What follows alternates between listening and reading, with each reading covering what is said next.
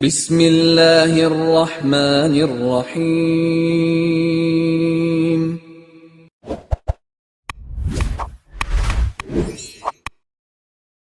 السلام علیکم ورحمۃ اللہ وبرکاتہ۔ الحمد للہ حمدا کثیرا طیبا مبارکا فیہ، والصلاة والسلام علی سید المرسلین محمد وآلہ وصحبہ اجمعین، اما بعد۔ حاضرین و ناظرین، یہ درس حدیث نمبر 447 ہے اور آج کا عنوان ہے نفلی روزہ عذر کی وجہ سے توڑا جا سکتا ہے۔ روایت سماعت کیجیے، ترجمے کے بعد تشریح ہوگی۔ بسم اللہ الرحمن الرحیم۔ عن عائشة ام المؤمنین رضی اللہ عنہا قالت كان النبي صلی اللہ علیہ وسلم يأتيني فيقول أعندك غدا؟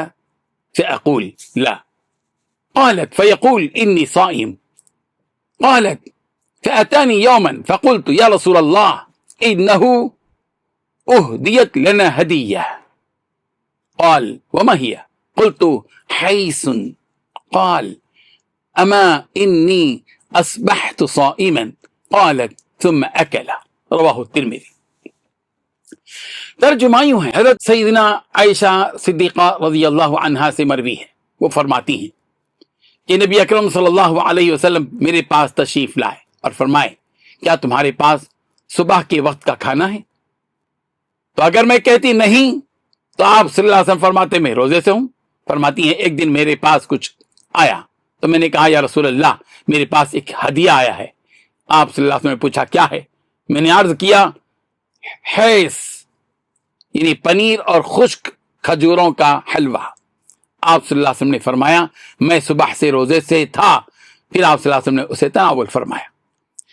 بزرگان محترم، یہ حدیث رسول کریم صلی اللہ علیہ وسلم کے نفل روزوں کے باب میں ایک نہایت اہم اور واضح اصول بیان کرتی ہے۔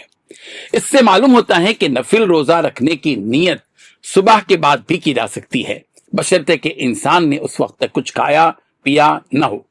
اسی طرح اس روایت سے یہ بات بھی معلوم ہوتی ہے کہ نفل روزہ توڑنا جائز ہے، خاص طور پر جب کوئی مناسب سبب ہو، جیسے مہمان نوازی، ہدیہ قبول کرنا یا دل کی خوشی کا موقع۔ نبی کریم صلی اللہ علیہ وسلم نے نہ تو روزہ توڑنے کو معیوب سمجھا اور نہ ہی روزہ توڑنے کو گناہ قرار دیا۔ اس حدیث میں سادگی ہے، تواضع ہے اور گھریلو زندگی کا حسین پہلو بھی جھلکتا ہے۔